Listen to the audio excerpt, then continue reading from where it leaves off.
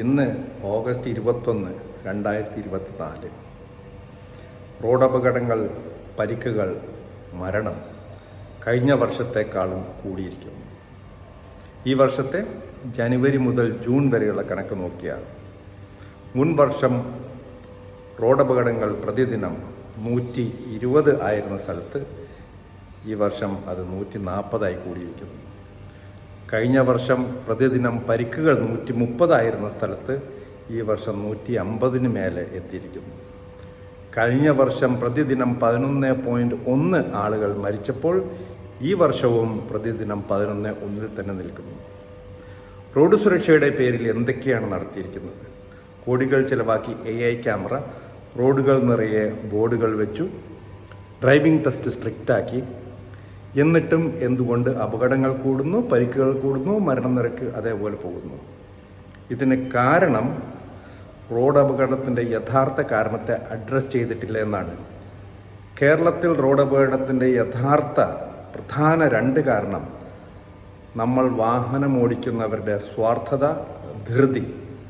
ഈ 2 സ്വഭാവം നിർത്തിയാൽ മാത്രമേ റോഡ് അപകടങ്ങൾ കുറയുകയുള്ളൂ. പകൽ സമയത്ത് ലൈറ്റ് കത്തിച്ച് കാണിച്ച് അധികാരം സ്ഥാപിക്കുക, ഇടതുവശത്ത് കൂടെ ഓവർടേക്ക് ചെയ്യുക, വലതുവശം ചേർന്ന് ഓടിക്കുക, യു ടേൺ എടുക്കേണ്ടയാൾ ഇടതുവശത്ത് കൂടെ വന്ന് യു ടേൺ എടുക്കുക, പുറകിൽ വന്ന് ഹോൺ അടിച്ച് ബഹളമുണ്ടാക്കുക, രാത്രികാലങ്ങളിൽ ബ്രൈറ്റ് ലൈറ്റ് ഇട്ട് വണ്ടി ഓടിക്കുക. എന്തൊക്കെ സ്വാർത്ഥതയും ധൃതിയാണ് നമ്മൾ കാണിക്കുന്നത്. ഇത് നിർത്തിയാൽ മാത്രമേ റോഡ് അപകടം കുറയുള്ളൂ, പരിക്കുകൾ കുറയുള്ളൂ, മരണനിരക്ക് കുറയുള്ളൂ. ഇത് നിർത്തണമെങ്കിൽ മുഖ്യമന്ത്രി എന്നെ പറയണം.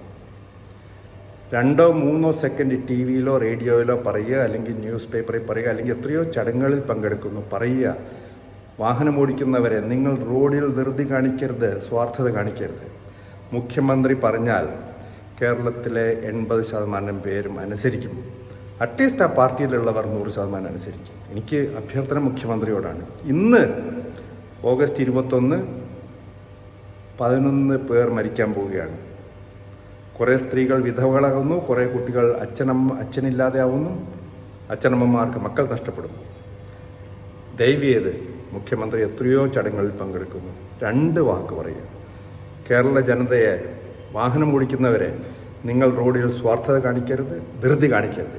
ഈ 2 വാക്കുകൾ പറയാത്തിടത്തോളം കാലം ഇന്നും നാളെയും 11 പേർ വെച്ച് മരിച്ചുകൊണ്ടിരിക്കും. അഭ്യർത്ഥനയാണ്.